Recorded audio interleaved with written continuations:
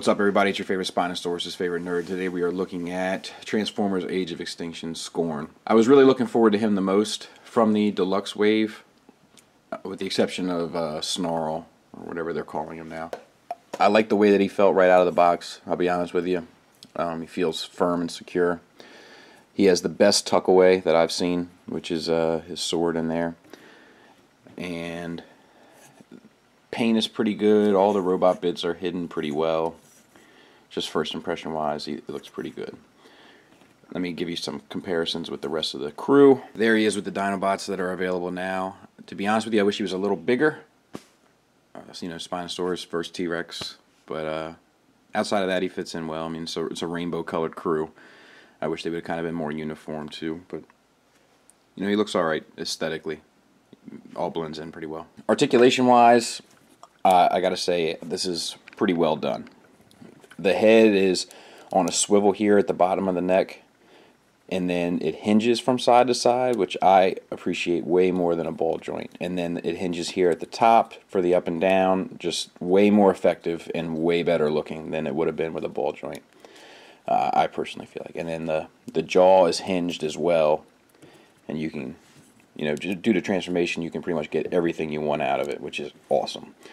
Ball joints on the arms, no hinges at the wrist or the elbow. And then the legs are kind of where I feel like it falls short. When you start moving them around, everything kind of starts falling apart on you. Like they'll move together, pieces will come unpegged. That's kind of the weakness there. But it does have a double jointed knee, mainly to transformation. Ball joints for the hips, and then nothing really for the ankle.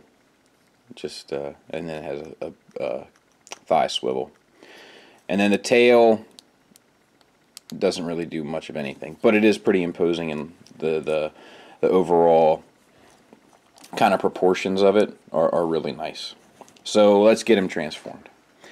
What I like to do is start with the legs, and you can kind of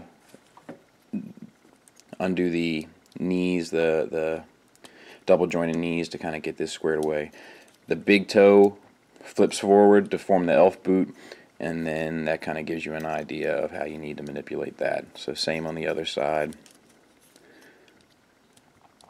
And then you can pull this whole kind of assembly down here, straighten out the legs as you do it, and that's basically the legs. You got to move the hips around a little bit, but so up here, this all kind of hinges down, and all this comes unplugged under here. There's like a pelvis piece right there that comes unhinged, and then this piece comes unhinged.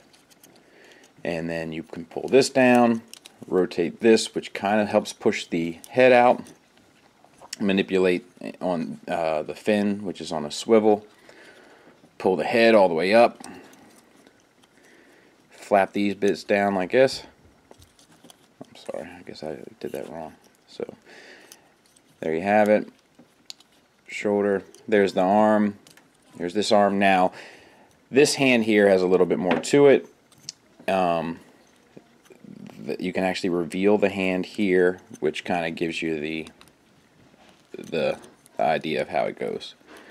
And then this can tuck like that, or it can come back like this. I think the instructions have you to do it like this. I have some paint chipping here, just as an FYI. And there he is, and you can unplug his sword, and he holds it just fine. And there you have him. And articulation wise, the head is on a ball joint but is hindered by everything.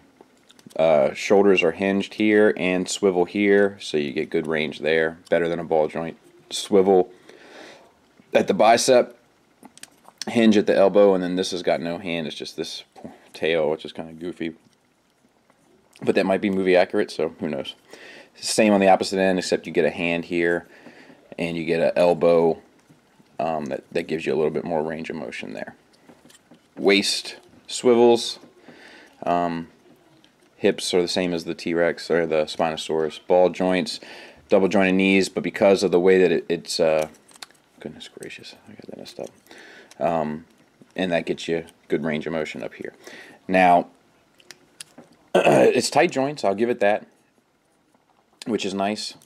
And why is this so ate up? Okay. And the Autobot symbol's a lot better placed on this one than it was on the other one. Now, the instructions have you to have this kind of down like that. I prefer to kind of tuck the arms up like that. Now, it gives you that little piece of kibble hanging off the back, but I just think it looks better from most angles. So that's how I like to have him. And I like his head sculpt. You know, it's very knightish. It kind of fits the motif, I guess. But this kind of, he falls victim of the same problems as he does in dinosaur mode, which is the top part, like from here up, looks great. The chest, the arms, the shoulders. I mean, even this long arm doesn't look totally stupid because of the proportions of the whole bit. But the bottom half looks disproportionate. This kind of doesn't look right. The hips don't line on. It doesn't look right. You know, it's kind of like... What? Legit, right? Just as a side note, these parts here on the calf hinge out, I guess, to beef him up in robot mode. I don't really feel like it does that great of a job, so I don't do it. Another nice thing, just like Slag, is that like this is a soft plastic, and so is this, so they're able to get a lot more, you know, definition and sharp looking edges, so he doesn't kind of lose his edge, so to speak. And that's, you know, it's a nice touch. It's smart. Final thoughts. I'm not going to do size comparisons. I'll do them all at the end, but as robots, because most people are going to keep them, I think, as dinosaurs anyway. But final thoughts. He's $15. You know, if you're into the movie stuff, then get him. If you're kind of like, oh, I'm not really into movie stuff, but I'm thinking about giving the Dinobots a shot. I mean, it's not hateful in dinosaur mode. I'm not going to buy him. This is my daughter's, and she likes him. She likes Spinosauruses, so she's content. It's just, you know, it's okay. It's not setting the world on fire, I can tell you that. So anyway, we'll be back. We have Swoop, or whatever his name is, and Grimlock left to look at. Thanks for listening. Thanks for watching. Till next time, take care.